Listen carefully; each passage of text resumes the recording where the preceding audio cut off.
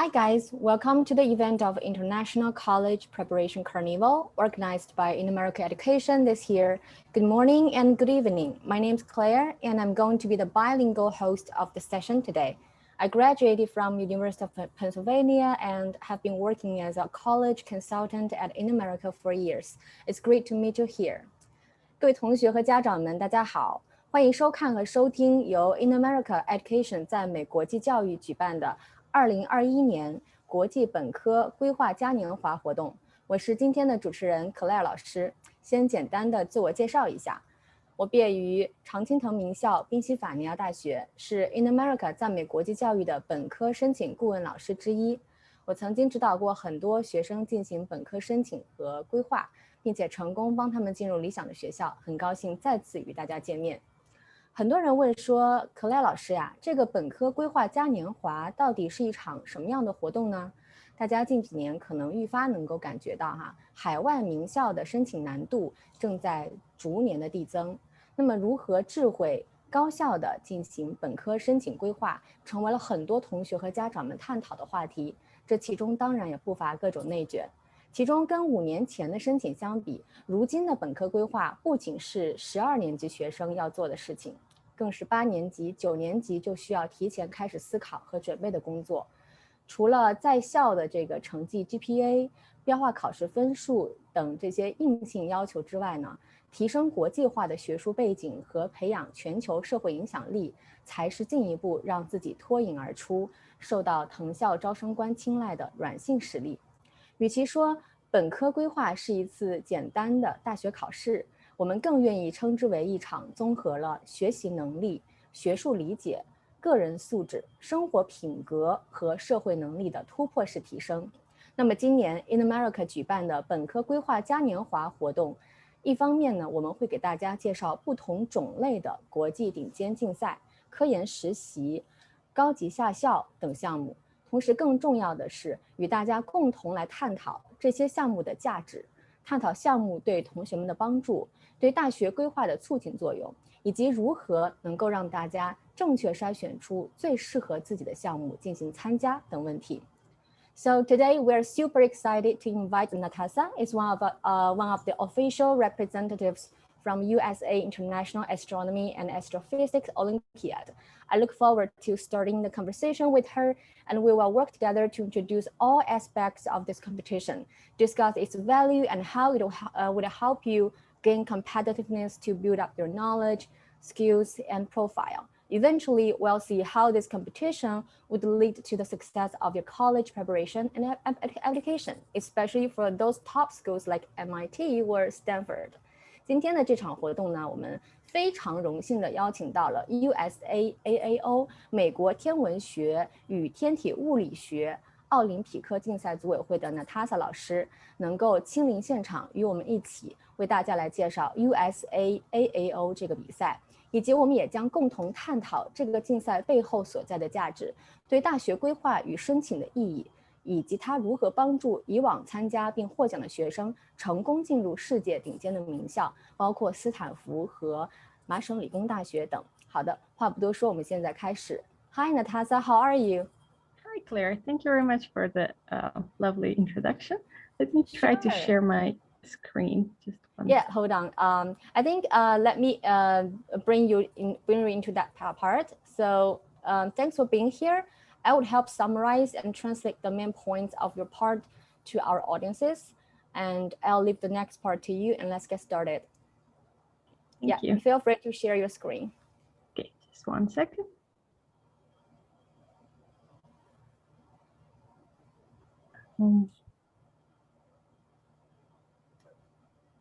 Just 1 second. I just updated my. No worries. Take your time. Me too.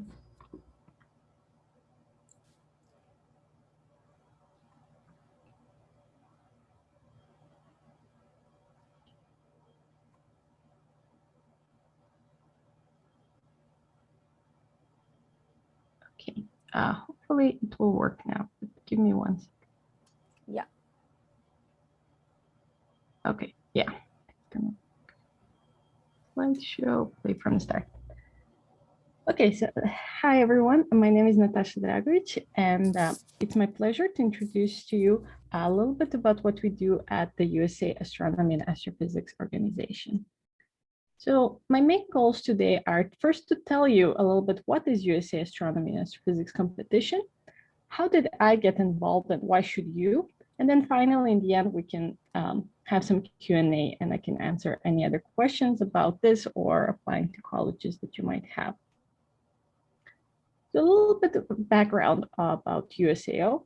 It actually started around 9 years ago with 4 high school students realizing that US does not participate at this International Astronomy and Astrophysics Olympiad and asking how can we take part of it, and then being invited to join. And after that, they made the organization that did this competition. And behind in the picture, you see the first team that went.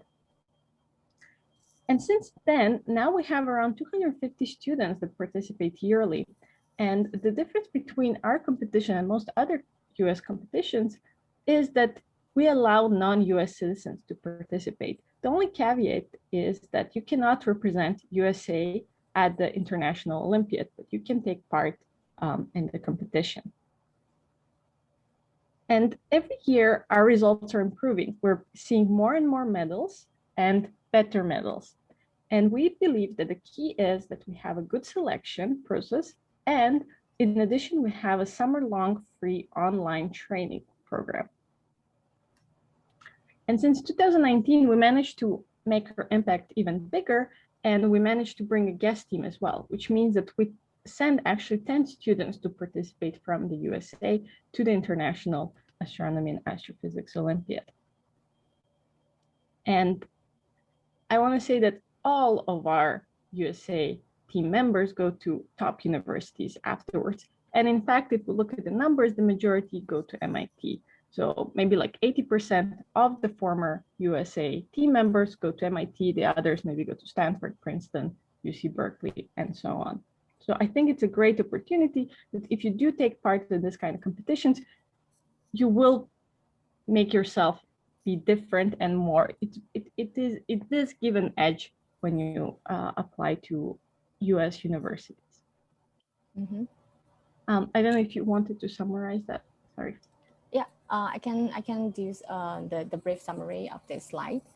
So 刚才呢，Natasha 老师主要是给大家介绍了一下我们今天讲座的一个主要的目标，就是首先告诉大家 USAAO 是一个什么样的竞赛，以及如何参加这个竞赛，还有最后一点非常重要，就是为什么你应该参加这个竞赛。那么在这一页上面呢，刚才呢Natasha老师主要是讲解了一下 USAAO 这个比赛的一个背景以及它的一个发展历程，从9年前只有4个高中生开始参加，到现在可能2020年、2021年有上百名学生参加的这样的一个发展史。所以他刚才也提前提到了说，很多 USA 的这个美国的这个竞赛 team 的成员，最终都能够去到非常好、非常顶尖的名校，就包括这个大部分都是去的是 MIT 我们的麻省理工院校。OK。And so in the present, you see in the background most of our volunteers, but not all of them. And so what does our organization look like right now? We have maybe around 30 volunteers, and at least half are international, and the whole organization is purely volunteer-based. We do it mainly because we care about bringing knowledge to students. We're also nonprofit and would love to partner with more organizations and donors to help with scaling our organization. And in particular, our coaching team consists only of past international astronomy and astrophysics participants. It can be US and other countries, but they have to have that experience of going to the actual Olympiad in order to be part of our coaching team. And one of our first goals right now is to reach more than 1,000 students participants per year. So I invite you to participate next year if you are interested. Okay, yeah. 那么在这一页上呢 ，Natasha 老师主要是讲解了现在的这个 USAAO 这个比赛目前的一个今年的现状。那么其中有一点值得大家注意的是，他们这个组织呢，所有的这种竞赛的教练都是由过去参赛的成员组成的。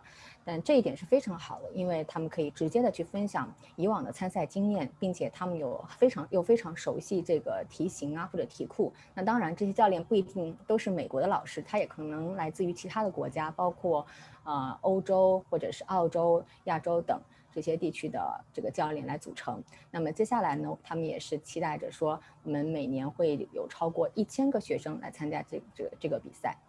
OK，thank you. And just one other future project we want to create a YouTube lecture series to help students learn. OK， 所以这个 YouTube 刚才提到的说，可能也是因为疫情的原因哈，我们考虑到很多学生的这个物理距离没有办法达到，所以呢，接下来USAAO 的组委会它会在我们的 YouTube 我们的优土播嘛这样的一个平台进行一个课程的播放，所以同学们如果是说可以有机会进行远程学习的话，这也是一个非常好的资源。So let me tell you a little bit about the schedule. Now that you know a little bit about the organization, you can start planning how to get involved. So first of all, make sure to check our website for the full schedule every year. It's a little bit different, but roughly we try to aim, like once we know the international schedule, we try to see and spread it out so it makes sense. But more or less, it's very similar every year. So registrations open somewhere in December and last till January. So usually there is almost a 2-month period where you can register for the competition. So as long as you check around December, you should be fine. And again, to emphasize, registration is open to everyone, but only US citizen and permanent residents can represent the USA at the International Astronomy and Astrophysics Olympiad. And then after the registration is done, first round is usually in February. And then we only have a second round, which is actually a national astronomy competition. It's sometimes in April. After that, we selected a team and we have online training all summer. One new thing we did this year, so actually it started from last year a little bit and now we're expanding. Last year, we invited 7 younger students to participate and tag along with this online training program that did not qualify to be on the team. But we thought that it's a good investment so that, you know, if we're already coaching, that we coach more people. And actually 2 of those students are this year on the team. So we realized that really it's a great program and it's good to bring students young to train. But in order to expand this, we decided to do 2 separate camps. So this year we have on Tuesdays, we have 25 students from all over US that have the same coaches and do same topics, just they're not part of the team and they're learning and practicing. And on Thursdays, our team is training again with the same coaching team and maybe doing a slightly different problems. And then in the fall, it's usually the International Astronomy and Astrophysics Olympiad. This year and last year, due to COVID, it has been online, but we hope next year it's gonna be in person. But either way, we still make it happen. Claire. Sounds good. Thank you. 好，那么这一页呢，我们主要是介绍了 USAAO 这个比赛的一个报名注册的流程，以及它整个赛事的一个时间表哈。值得注意的是呢，它的报名政策有一点 ，USAAO 它首先是面向所有学生开放注册和报名的，但是呢，只有美国公民或者说拥有永久居住权的学生才能够进入这个，或者说代表美国队去参加国际的这个天文竞赛。那么每年的它的注册的时间呢是在12月到1月这个时间段，第一轮的比赛在每年的2月份，那么第二轮的比赛是属于国家级别的比赛了，那么它是在4月份。国际级别的比赛呢会在每年的秋季进行。刚才呢Natasha老师也提到说从今年开始他们有一个新的项目发出，也就是针对比较年轻的学生，尤其是一些低龄段的小学或者初中生们，他们会开设一个 training camp。什么叫 training camp？ 就类似于我们这种培训营，或者说培训的这种集训的夏令营。这个是专门针对年轻的学生去报名参加的。那么这些学生可能在年龄上或者说资质水平上还没有达到真正去报名参加这个比赛的条件，但是他们现在呢可以提前去进入到这个营地，开始与同样的教练去学习。也就是说，这个营地的所有的 coach、所有的教练呢，他都是官方的正式的这个比赛的教练组的成员。所以你可能现在你还比较小，比较年轻，你参加这个营见的是这个老师，那么等几年之后呢，你可以报名参加比赛了，同样的还是这几位老师，所以他不会说在师资的力量上产生任何的区别。那么刚才呢，他也提到说，今年呢，他们这个营就有2个不同的营地，然后有差不多每个营地有20-30个小朋友去报名参加吧，所以这个对我们低龄段的同学们来说是一个非常好的消息。每年秋季的这个国际的天文与天体物理学竞赛呢，以往都是线下进行，那么去年和今年都改成线上，我们也期待着说，等明年这个疫情过去之后，线下的这个比赛会恢复。Okay. So now that you know a little bit about us and about the schedule, you're probably wondering, but why should you learn astronomy and astrophysics? Well, first thing, it is extremely interesting. It actually combines so many areas of that you need to learn in order to understand it. You have to know some math, you need to know some physics, astronomy, chemistry, biology, and so on. It all comes together. Even a little bit of engineering, you know, to think like how to fly a rocket, what are some conditions. So it's extremely versatile and huge area, and it takes some time to learn, but also very interesting. And if you find things like this interesting, you should do it because if you enjoy it, and the benefits will come without thinking like, oh, I need to make to this Olympiad or something. You will also learn to be patient and persistent because, as I said, it combines so many areas, and it takes really some time to fully grasp many of the things and how many of the concepts and how they relate to each other. So patience is very important here. It's also a great way to meet people with similar interests and be part of the community. Here in the background, you see this is the US team and partially Canadian team in 2019 before COVID in Hungary when they're playing games and they make friends for life. Also, if there are questions in the chat, I'm happy to answer. I just don't see the questions right now.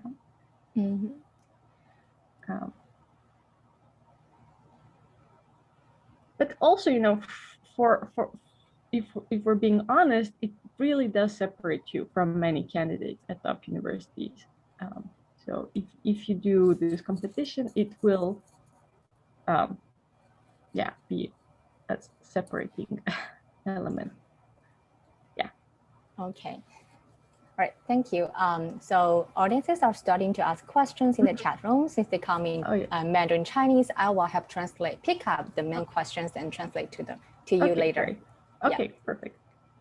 OK， 好，那么我们刚才这页讨论的是很多，刚才我看到有家长和同学们已经在聊天室里开始问了哈，说这个比赛对后面申请大学有多大的帮助呢？我们来看一下这个问题，就是为什么你应该参加这个竞赛？首先呢，它是非常具备竞争性和筛选制度的，并且虽然它从名字上以天文和物理这2个学术领域为主，但其实在名校大学的招生官眼中，这个比赛它是融合了数学、物理、天文和化学等各个方面的理工科知识，所以像我们顾问老师也会经常的鼓励学生，你们但凡对这几个领域感兴趣的话，其实都可以尝试去参加这个比赛，因为它不会局限于某一个特别专的领域的知识。同时更重要的是呢，在大学申请过程当中，这个竞赛它确实能够让你和其他学生们区别开来。所以我们以一个非常简单的答案来回答刚才有一个家长的问题，就是说对大学申请有多大帮助？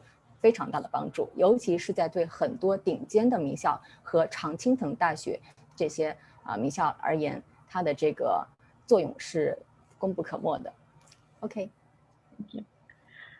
And now that you're totally convinced that you should learn this, you want to start learning and you're like, but how do I get started? So we have some answers to this. First of all, we have a tab on our website, which is resources, where we have listed some of what we think are more useful books that you can learn the basics from. And we also have our old competitions there. In addition, you can study along this summer with us. So as I said, we have this new training camp, and we're trying our best to post our slides and problems we work on from that camp weekly on our website. So there is a tab that says Summer Training Camp. And I encourage you that if you are interested to kind of study with us, and we will try to post solutions in a timely manner as well to this homework. In addition to that, you can go over old IOA problems or some other old competitions. Many countries post their old competitions as well. One of the examples is the British Olympiad, but there are probably more. This is just one of them that is in English, so I could find it. Here. Yeah. Okay. Oh, yep. 那么这个呢，我们刚才呢，塔斯老师主要是讲了你怎么样去进行这个注册报名，也看到聊天室有家长也在问，还有学生也在问。那么我们刚才说到了这个报名呢，它是不限制于国家和地区的，所以你在中国大陆地区也好，你在欧洲，你在澳洲，你都可以报名参加。只不过是说呢，你在最终的这个环节所代表的国家队，你只能跟你的国籍来走，所以这个呢我们就不用太纠结。那么另外其他的这个比如说如何注册如何报名这个比赛呢，我们就不在这里做过多的赘述，大家可以按照呢塔斯老师讲解的登录 USAAO 的官网进行这个课程的注册和比赛的报名。那么我们也看到刚才这个老师提到说，在官网上可能会有一些旧的这种习题呀，或者说以往的这种国际级别的这种天文奥赛的习题，在那个网上面，所以大家可以去进行自己的查找，或者说让你们的顾问老师或者家长帮忙去一起看一看。OK. Thank you. And so I want to tell you a little bit about my journey in astronomy because I think it relates to many of you. So I'll tell you a little bit about myself. So I grew up in Belgrade in Serbia, that is a small country in southeastern Europe.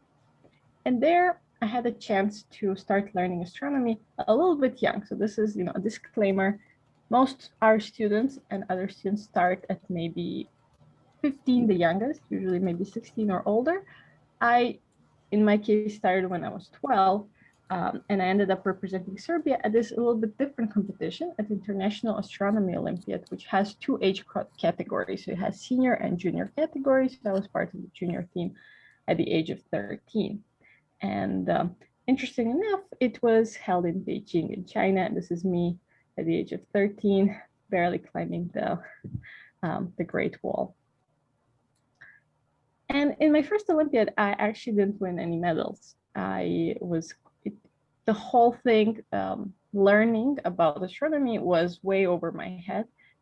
It was very difficult. I did not understand many things, and I didn't win any medals. And that was quite crushing in a way when I came back home. But then when I came back, I started training every week. We had some extracurricular program, which was like every Saturday and every Sunday. I was relearning the concepts, and it was so much easier the second time around. I was like, oh, how could I not understand it before? And next time, when I was 14, I won a gold medal at the same competition. That's me awkwardly with my gold medal. And overall, I participated in 4 this International Astronomy Olympiads and 1 International Astronomy and Astrophysics Olympiad, from which I have a silver medal. And I can guarantee that 100% that is what paved the way for me to get admitted to MIT in 2010. And so I graduated from MIT in 2014, and I started doing my math PhD. So I finished mathematics as a bachelor, and I went on to do a mathematics PhD at the University of Texas at Austin. And then, when you're doing a PhD, it can be quite lonely and thinking that you're, stuck with your problem you're trying to prove. I realized I wanted to somehow give back. I had all this knowledge. I did 5 Olympiads and wanted to give back to community. And I saw that US is actually participating now in this competition. So I said, okay, can I start volunteering with the USAO? And so I did. And then in 2019 and 2019, I went as a team leader, and I was also a coach for USA. And this is me in 2019 with the US team back in Beijing. So that was very nice. That first time as a team leader, I was also in Beijing. So that was like life goes in circles in a way. Yeah. It was very cute. And since I came back from China, I kind of became the president and been president ever since. And last summer, I completed my math PhD, and now I'm a Norbert Wiener assistant professor at Tufts University in the mathematics department, but I still am involved with this competition as well. So that's a little bit about me. Yeah. Wow, that's a so wonderful story. I like it. All right, let me translate. 好，那么刚才Natasha 老师呢给大家分享了一个真实的学生案例哈，其实也就是他自己的亲身经历和故事。那么Natasha 呢，她是来自于塞尔维亚的贝尔格莱德这座欧洲的城市。在他12岁的时候呢，他第一次接触和学习天文学的知识。所以刚才我看到聊天室有个家长问说：“哎呀，我们家孩子上8年级了，是不是要开始了？”是的，可以开始了。如果他真的感兴趣的话，是可以开始了。你看，我们Natasha老师12岁就开始了，对不对？那么1年之后呢，Natasha她参加了这个国际天文奥赛，但是却没有得奖。其实这个与我们很多准备奥赛的同学在最开始的经历是很相似的。有些同学参加了1次失败了，可能他就放弃了。有些同学呢没有，他们却从失败当中吸取经验更加努力的去学习，去准备这个比赛。所以呢，Natasha也是一样的，她在12岁第一次失败之后呢，并没有气馁，而是继续的去学习天文知识。所以之后13岁以及在后面第3年的时候呢，她就获得了国际天文奥赛的金奖。在后来的成长和学习过程当中呢，Natasha一共参加了4次国际天文奥赛，当然它肯定是代表不同的这个年级组不同的年龄层去参加的，以及呢1次 IOA 的这个比赛。那这些经历为他最终被 MIT 麻省理工大学的本科录取起到了非常重要的作用。本科毕业后的他呢，依旧是我们说人生的赢家一路都非常的优秀和耀眼。他去获得了 UT Austin 大学去继续读数学博士专业。那么在2018年的时候呢，Natasha她同时加入了 USAAO 这个组织，成为了一名志愿者，做这个带队老师，做领队，并且他也成为了 USAAO 的主席。去年2020年呢，他数学博士毕业，目前是 Tufts University 这个我们说塔夫茨大学是非常优秀的一个名校，在 Tufts 大学呢做数学学院的一名教授老师。那么从 Natasha 的故事当中我们看到了他的成绩和经历，同时呢也看到了天文学竞赛带给他的积极的影响和终生受用的改变。所以我们一直就是我们顾问老师会在和学生交流的过程当中，我们会告诉大家不要太功利的去看待每一个竞赛，就是说我要参加，比如说我要参加这个比赛，我参加1次，我是不是就一定要得金奖？我不得金奖，我这1年的时间是不是就浪费了？我是不是就不要再花更多的时间放在上面了？不要这么功利的去看待它，因为这个比赛呢，它是有难度的，我们都知道，因为它是奥赛级别，所以它可能没有办法，对很多同学来说他没有办法一下子就达到一个最高的成就。但是呢，只要你们愿意花足够的时间、耐心和这个毅力，慢慢的这个日积月累，它就会对你们的个人成长以及最终的大学申请产生巨大的帮助。因为我们看Natasha的故事，在这个过程中呢，得奖只是他的收获之一。那么除了他的这些闪耀的成绩之外，他在这个比赛过程前后还获得了丰富的，比如说人生经历，对吧？他去到不同国家参赛所结识的这些友谊，以及他最后成功或者说达到一个阶段的成功之后呢，他回馈给组委会参与了这个比赛组委会的建设，为社会和自己所在的这个社区呢，他做出了自己贡献，这一些系列的传奇的经历。那么这些故事和点都是我们应该看到，对我们的同学们来说，同样的这也是名校大学一定会看到的点。所以大学看你的竞赛，他不光会只看一个奖牌或者说成绩，他也会看你在整个过程当中你的成长和改变。OK. So what did International Olympiads bring me? So why it was so great? First of all, for sure, it gave me a lot of knowledge. Even today, sometimes, you talk even to your friends and there is a solar eclipse or something, and you could tell something fun about it, or there is some rocket launch, and you can give your 2 cents. So I still use it even without being a volunteer at this organization, but I definitely use it at the USAO. It also gave me a lot of travel experiences. As a person from a very small and kind of poor country, there wasn't as many opportunities to just go somewhere else. And here, your country is paying for you. And I also went to some places that I would not go just in normal times. For example, my last Olympiad, that was in Iran. For whatever reasons, it's not the easiest place to go to. So that was pretty cool. It also gave me lifelong friendships, and that was so important to me. So here, Joanna Zelko, she was a team leader with me as well in 2018 and 19. And here we are in 2021, like just 2 months ago in Harvard Square. We actually met back in 2009 in Iran. We were sharing a room there, and then we went to even study at MIT at the same time. So, and now she's finishing next week her astronomy PhD from Harvard University.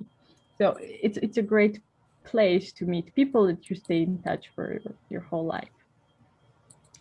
It for sure gave me admission to Dream University. I really wanted to go to MIT. That was my main school I wanted to go to, and it happened, and I don't think it would have happened otherwise.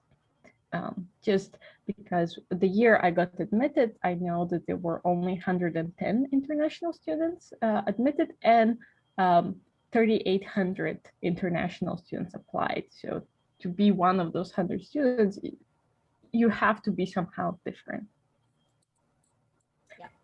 And also, just lastly, which I think is also very important to me, it is a chance to give back to a community. It has been such a wonderful experience, and I want to make sure that future generations have these experiences as well. They can also meet people and learn. So it's also very important for me to make an impact. It's a little bit about this. Yeah, actually, I have already mentioned these points previously. Okay. Yeah, just feel free to move to the next slide. Okay, great. And so I have some final advice. So funny enough, last week, one of my countrymen, Nikola Jokic, became MVP. So this is most valuable player in NBA. So it's in basketball in US, and he's the third European to ever get it. And funny thing about him is when he came to US to be in this NBA league 6 years ago, and he was not like a favorite. Nobody thought that he was going to be the best player ever. He was only 41st to be picked from the draft. So they have this way of choosing players. Nobody could have predicted that he's going to be the best in basketball in 6 years. And of course, okay, also like NBA, it's totally different league. Not somebody who knows how to play basketball, so I could never compare to that. But person that enjoys doing this basketball, he keeps training, and eventually the results came. Like eventually he became the best.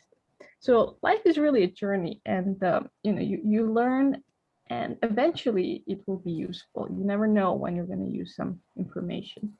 And really part of getting good at something is to struggle as well, and realizing that is okay is a big part of becoming good at something. And to be completely honest, I realized that top colleges are becoming just more and more competitive. And it can be really devastating if you're like aiming for the best university, but it might happen that you won't get in.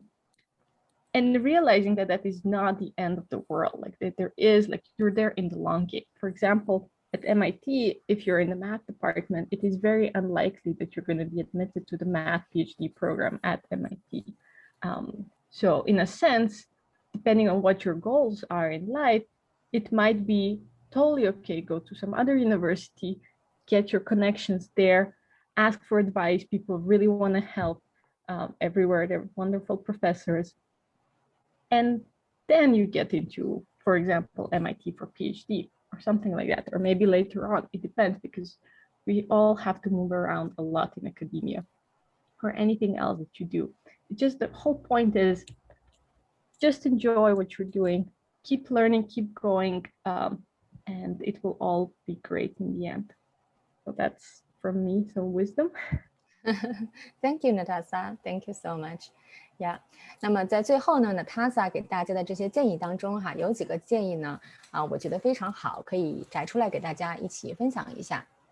那么第一个呢是，无论你是还在读初中的这个初中生，或者呢你是已经进入了9年级以上的阶段的这个高中生，你们一定要保持一种永远学习的心态。学无止境这句话，它其实不分国度，不分年龄，也不分种族。如果你一直在学习，虽然眼下呢你看不到它给你们带来的改变，但是日积月累它会发挥出无穷的力量，帮助你去提升自己，帮助你在申请过程当中闪闪发光，最终也会帮助你们进入梦想的大学。那我们一直在这个本科规划和申请的辅导过程当中，会给学生们强调说，你必须要有这种 curiosity， 对吧？ academic curiosity， 学术好奇心，讲的就是名校和藤校招生官们，他们就会去非常着眼看重你这一方面的品质，你是不是求知若渴的这样的一个状态。他们希望被录取的学生，或者说能够去他们学校读书的学生，能够永远保持这种学习的心态。所以不管你参加哪个比赛，这个天文的竞赛也好，或者其他的奥赛也好，这种状态是要体现出来的。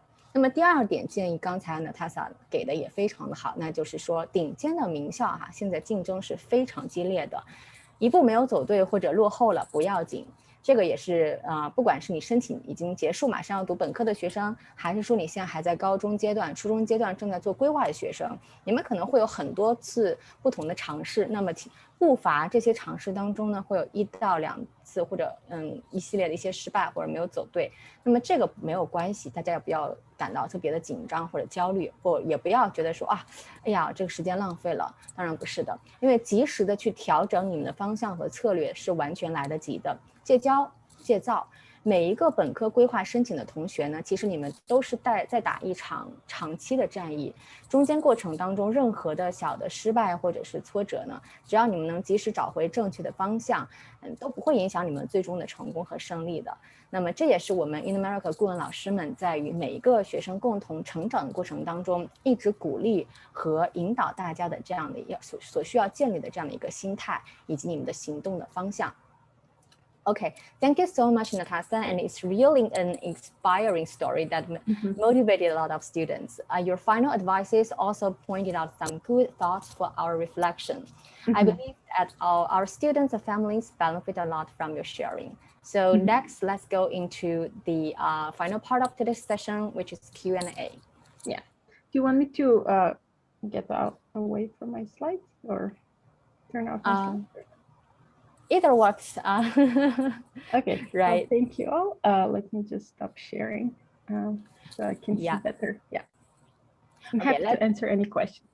Sure. Yeah, a lot of questions asked in our chat room, and some of them are asked frequently. Let me pick up those and let's discuss this. Okay. So they mentioned the camp for younger students this year, this new camp, and we wanted to know what's the minimum requirement of the grade for students to register. So this year we decided that maybe 8th grade is the youngest that's best. So maybe 15, or 14, 8th grade, I don't know. Yeah. Sure. 好。那么刚才我们有很多同学和家长问到说，他们今年新开设的这个针对低龄段同学的营地是这个最低年级是几年级？这个可能因为比较新，官网上呢目前还查不到。那么这个营地刚才老师说到了，它最低开放的年级是8年级，也差不多15岁左右的同学可以报名参加。那么当然了，如果是说你还没有达到8年级，可能更小，但是你对这个领域已经有足够的兴趣了，你可以先学起来。不一定一定要学，就你可以学习，然后呢，过几年了再参加，不要那么着急，在很小，比如说你才小学生，你就一定要参加这个比赛不要这么着急，我们要循序渐进。Okay. All right, and the second question, so they really appreciate what you shared your own story and your personal experiences of participating in this competition. And even though the youngest grade for this new camp is 8th grade, right? They want to know what is your suggestions for students to start? When to start at their earliest time? Yeah, Is the that's a best great question. Mm-hmm. In retrospect, I think 12 is a little young. Even though yeah. I don't think that was an intention for the competition either. Even when I went, they wanted 14 to be the youngest. So so I was a little bit younger than what they wanted. So I think, if you can, even if you're younger, if you're below 15, I think you can do some stuff that's very interesting. Like you can read about stars, you can learn about constellations. Those are very interesting. There's a lot of popular astronomy that is accessible to everyone. Like maybe not, you don't have to have a telescope, but go to a planetarium, listen to some fun stories. They really motivate the background.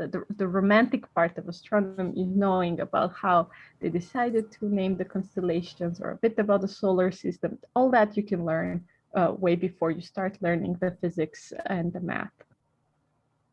Okay. Thank you. 刚才我们有一个观众群里面有人也在问说，虽然这个可能营地最低的这个年龄是8年级，但是如果是说我们真的感兴趣开始去做这种参赛比赛的话呢，几年级开始做比较好。那刚才呢，泰斯老师也说了，说他本身他个人自己是从12岁开始准备的，那他也承认说12岁确实是比较小的年纪，但这个不代表着说，如果你比较小，你不可以准备，这都是因人而异的。如果是你从小就对天文学、物理学，包括数学，还有我们刚刚提到的化学这些领域，真的是很感兴趣，从小就在探索呀，在多多少少在学习。那么你要是觉得 OK 了，你可以自己达到了这样的一个状态，你可以开始去接受学习更难的知识，去做更难的题目，去了解更深的这些理论的话，如果你自己觉得 OK 了，那我们当然也是鼓励你可以尽早的开始去做这种参赛的准备。那么在8年级之前呢，刚才呢泰斯老师也提到说，你可以先去学一些比较基础的这个学术理论啊，或者是这个学术领域的一些知识，包括你去看书也好，上一些线上课程也好。那么具体的可能有人会问说，哪些课程啊，在哪里去找啊？这个呢，就是资源都是非常多非常多的。当然，我们老师也会帮助，顾问老师们也会帮助孩子们去进行这个筛选，然后呢，去给他们找到最适合他们的这种学习资源。Okay, and next, just a small thing. Sure. Like actually, the Beijing Planetarium is wonderful. Like I've been there since when I was 13, and then now later. It's a beautiful place to go and visit. Yeah, your students want to see it. Oh, thank you so much. Yeah, I appreciate that. I haven't been back to Beijing for like 3 or 4 years due to the COVID-19, and definitely will come visit back soon. Okay. Next question is, I think it's also a good question. So they one of the audiences is asking about the competition results. I know this question is asked by a lot of students for so many times. So they want to know if they participated in this competition and if they cannot get good results. For example, they cannot get gold medal or the silver medal. Will it still benefit for their college application? Yeah, that's a great question. So I want to say that there is a difference. Like I think this is also my personal opinion, that there is a difference if you're on a US team and non-US team. If you're on a US team, I think especially like in the beginning, the team was not very as good as it's now. But still all of them go to top colleges. So if you're on a US team and you just go to internet, this is like personal disclaimer, personal. Yeah. If you're on US team, you're golden. You're going to a top university for sure. If you're not on the US team, if you're like representing China, for example, then it's probably better to have a gold medal. Like that is better than to have. That being said, it doesn't mean like, oh, I have a gold medal, that means I'm admitted to MIT. Unfortunately, no. It doesn't seem like it's the case, but it increases your likelihood. I knew many of my international cohort, and not all of them, most of them did have a gold at the International Olympiad. It doesn't have to be astronomy, it could be math, physics, programming, but not all of them. It also depends on other factors. If you have some other other things that you're doing, it's fine. It's not the end of the world. Yeah, it depends on the region. Like China may be a bit more competitive than, let's say, somebody from South America. It just, I think this is again very personal observations from very small statistical samples. Yeah. Feel free to discuss. So so that is to say, if they are involved in a US team, even though they haven't got any very outstanding gold medal by the end, they still have higher chance than other students from non-US teams, right? For top universities. Yeah, so for example, like the picture I showed from Beijing, 5 of those students are now at MIT. Oh, great. So it's like, okay, all of them are right now undergrads, yeah. Okay, thank you, thanks for sharing. So 刚才呢，我们有一个家长或者说同学问到说，这个，如果不拿奖，只有这个经历会对申请有帮助吗？其实这个问题好多次，不管是针对这个比赛啊，很多其他的比赛，同学们也会问说，我一定要拿奖吗？或者是，当然了，这个比赛我们之所以参加比赛，肯定是要奔着一个好的成绩去的。那么如果你有一个好的成绩的话，对大学申请当然帮助会越大，但是这没有一个直接的关系，说你不得这个奖项，你就不能去好大学，没有这个对等的关系。刚才呢，老师提到了一个很重要的概念，就是它分这个国家队。如果是说呢，你是美国公民，或者说你是绿卡持有者，你在美国，你能进入到美国的国家队，那么即使你在最终你没有拿所谓的这个金奖，那么你依旧会有非常高的概率会被顶级的名校选中去录取。那如果是说你不是美国国籍，你是来自于其他国家队的，比如说中国国家队、欧洲国家队、法国国家队，如果你是其他国家队的话呢，就没有这样的一个 priority， 我们就没有这样的一个优先条件了。那么如果你是在其他国家队里面的话呢，你最好是，我们的建议是最好是呢，能够尽量的去争取这个奖牌。你不管是金奖、银奖、铜奖也好，最好是能有一个奖牌，因为它在这个国家队上其实是有一个等级的划分的。美国国家队是有最高优先等级，尤其是对于美国这种顶尖名校来说，那这个是半喜半忧哈。我们美国的同学们呢可能会开心一点，当然呢，你们也不要觉得说，哎呀，我进美国国家队就可以确保我未来的这个申请成功率啦。不是的，美国国家队一样是这个竞争是非常激烈的，不要觉得说，哎呀，我就是很简单就能进入，这不会的。每个国家队的这个选拔以及你最终参加这个国际比赛，它的竞争都是非常非常激烈的。得奖率，每年的这个往年得奖率它都是一个比较平均的值。你说得奖率高吗？这个不好说，怎么去说呢？也是看个人的水平、个人的准备和这个长期的一个规划的这个努力嘛。如果是说我们能尽早的开始，有非常好的教练，有非常好的团队老师来去指导你，加上你自身一个坚持不懈的努力，对吧？你这种学习的这种劲头，那么最终我们相信，老师们也相信，你一定会有所成就，一定会得奖的，好吧？这个就是这样的一个问题。Okay, let's look at the other 1 or 2 questions. Okay. Let me see.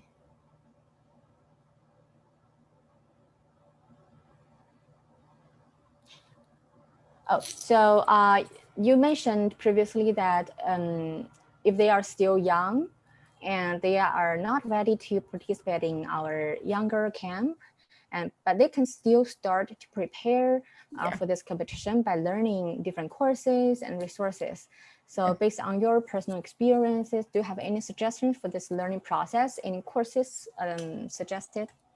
Yeah, so as I mentioned, we're really going to try to also make it accessible for everyone, like what we're doing this summer. And I think we're trying to make sure that we're not using any calculus so that you can understand it even if you are younger. Of course, maybe some concepts. So what I would suggest is try to go through like with us kind of every summer, every week, try to do the readings. If something goes over your head, that is okay. Like you can also email us and I'll try to, we're gonna forward it to the coaching team and they can answer questions. That is totally okay. It is okay if you don't understand everything first time around.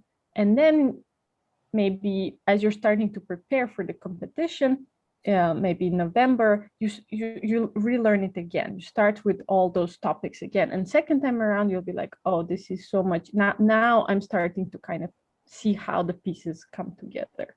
So I think it's totally fine to start learning even before, especially like we use a lot of physics. If you know some physics, that will be very helpful.